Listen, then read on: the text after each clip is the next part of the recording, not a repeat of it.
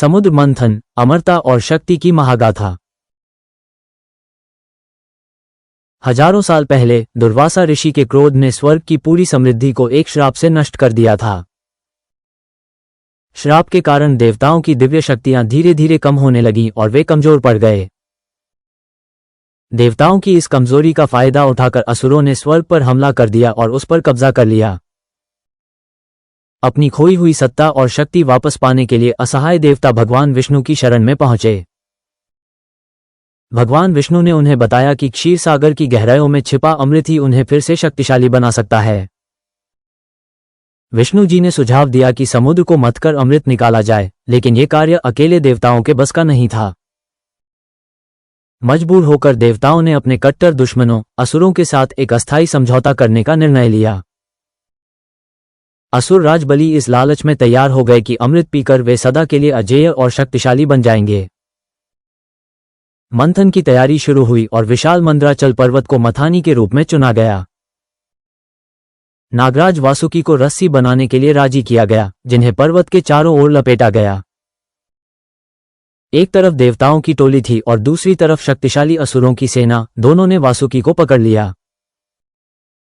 जैसे ही खींचतान शुरू हुई, आधार न होने के कारण मंदराचल पर्वत समुद्र की गहराई में डूबने लगा।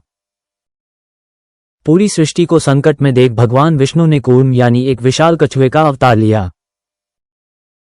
कूर्म अवतार ने अपनी कठोर पीठ पर पर्वत को संभाला, जिससे मंथन की प्रक्रिया फिर से संभव हो सकी।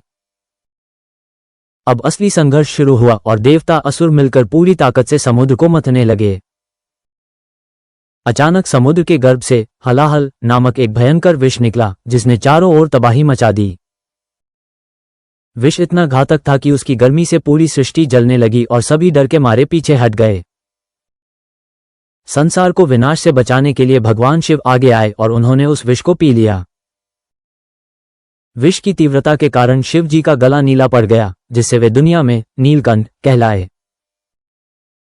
विष के समाप्त होते ही मंथन फिर शुरू हुआ और धीरे धीरे समुद्र से अद्भुत रत्न निकलने लगे। सबसे पहले दिव्य कामधेनु गाय प्रकट हुई, जो हर इच्छा पूरी करने की क्षमता रखती थी। इसके बाद उच्चैःश्रवा नामक एक दिव्य सफेद घोड़ा निकला, जिसकी गति बिजली जैसी तेज थी। फिर ऐरावत हाथी और कल्पवृक्ष प्रकट हुए, जिन्होंने स्वर्ग की सुंदरता को फिर से बढ़ा दिया। तभी समुद्र से देवी लक्ष्मी प्रकट हुई, जिनकी अलौकिक सुंदरता ने सबको मंत्रमुग्ध कर दिया। जैसे जैसे कीमती रत्न निकलते गए, देवताओं और असुरों के बीच आपसी तनाव और ईर्ष्या बढ़ती गई। अंततः वह क्षण आया जिसका सबको इंतजार था। धन्वंतरी देव हाथों में अमृत का स्वर्ण कलश लेकर प्रकट हुए।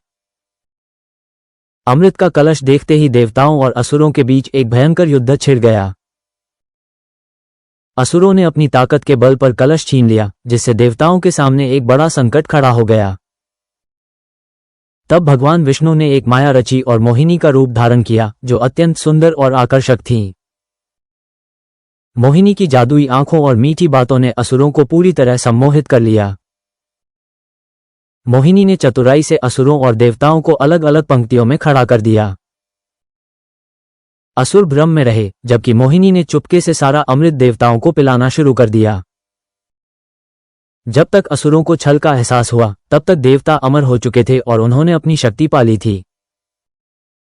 अंत में देवताओं ने असुरों को पराजित कर स्वर्ग पर अपना अधिकार पुनः स्थापित किया, ये सिखाते हुए कि अहंकार हमेशा विनाश लाता है।